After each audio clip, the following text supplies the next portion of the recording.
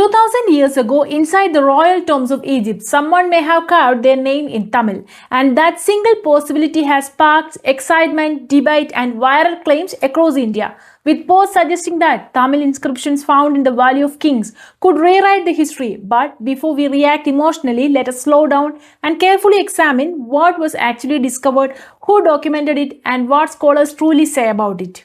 In February 2026, several Indian newspapers reported that nearly 30 inscriptions were identified inside the rock-cut tombs in Egypt's Valley of Kings, and these inscriptions are said to be written in Tamil-Brahmi, Prakrit, and Sanskrit scripts, with the findings presented at the International Conference on Tamil Epigraphy, based on the research conducted by Professor Schmid of French School of Asian Studies in Paris and Professor Ingo Strauch of University of Lausanne in Switzerland, following field documentation carried out during 2024 and 25 across 6 tombs located within the Theban Necropolis, which includes the Valley of Kings near Luxor. The inscriptions have been dated approximately between 1st and 3rd century CE, which is crucial detail because the Egyptian royal tombs themselves were constructed much earlier during the New Kingdom period between roughly 1500 and 1000 BCE, meaning these Tamil-Brahmi inscriptions were not original Egyptian carvings from the era of pharaohs, but were added many centuries later by the visitors. One inscription that has received particular attention reportedly reads Sigei Koren Vara Kanda, which has been translated as Sigei Koren came and saw.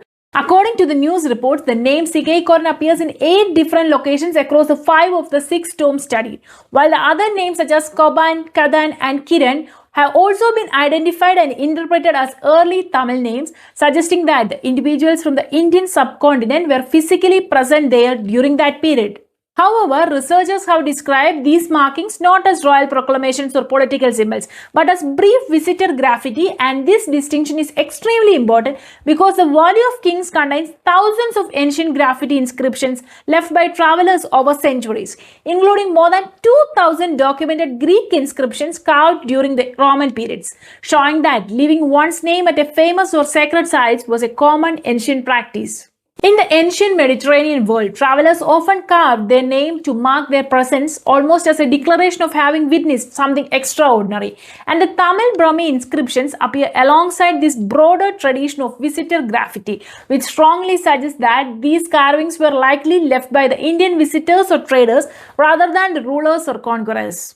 Now, the natural question is whether Tamil traders could realistically have reached Egypt during the 1st to 3rd century CE, and historical evidence strongly supports that possibility. Because South India was deeply connected to the Indo-Roman maritime trade networks, Roman coins have been discovered in Tamil Nadu. Ancient ports such as Muziris were major commercial centers. And the 1st century Greek text known as the Periplus of the Earthian Sea described the trade routes linking India to Red Sea ports, from where merchants could travel further inland. According to the report summarizing the research, these inscriptions suggest that the Indian visitors moved beyond coastal trade centers and reached major Egyptian sites, reinforcing the idea that the ancient world was far more interconnected than we often imagine. But it is equally important to note that the researchers did not claim the political control, cultural dominance, or any rewriting of the Egyptian history. And the viral narrative online sometimes stretches beyond what the documented findings actually state.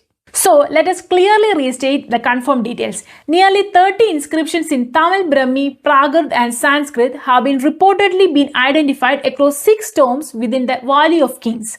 The documentation was carried out by Professor Schmid and Professor Ingo Strauch during the 2024 and 2025.